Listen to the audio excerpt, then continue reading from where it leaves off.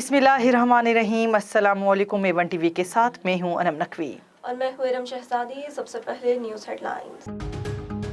वज़ीर आज़म का पेशावर मोड़ तक new Islamabad airport metro bus service का दौरा। वज़ीर आज़म शहबाज शरीफ सुबह सवेरे जायजा लेने पहुंचे। अफसरों से मंसूबे से मुतालिक ब्रीफिंग ली। अफसरों से पूछा मंसूबे को मुकम्मल करने में 4 साल कैसे लग गए। ताकीर की इंक्वायरी करके रिपोर्ट जमा कराई जाए।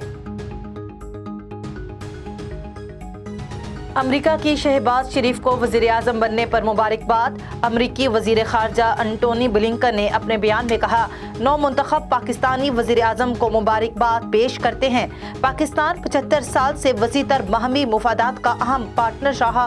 पाकिस्तान के साथ ताल्लुकात बढ़ाने के मुंतज़र हैं। खुशहाल जमहूरी पाकिस्तान दोनों ममालिक के मुफाद में है। अवाम ने बता दिया इम्पोर्टेड हुकूमत नामंजूर, हम जबरदस्ती इलेक्शन कराएंगे।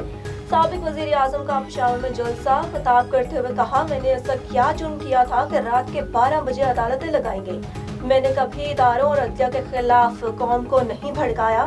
ये सोशल मीडिया का पाकिस्तान है, नौजवान एक जुबान हो गए, इनके मुंह कोई बंद नहीं कर सकता। इमरान खान का हफ्ते को कराची और जुमेरात को लाहौर में जलसों का ऐलान। साबिक army chief general retired Mirza Aslam Beg से मंसूब बयान जारी है।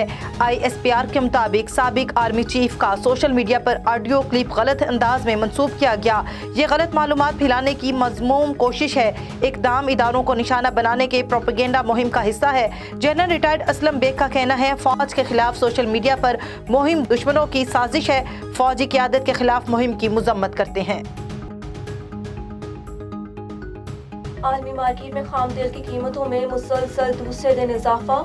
चीन में तेल की तलब बढ़ने से मार्केट पर असर पड़ा। बरतानवी ब्रेंट $4 महंगा होकर $108 का हो गया।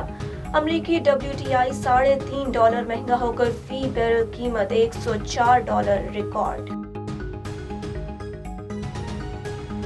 हेडलाइन से फिल वक्त इतना ही। देखते रहिए A1 टीवी, सब पे नजर, अंदर की खबर।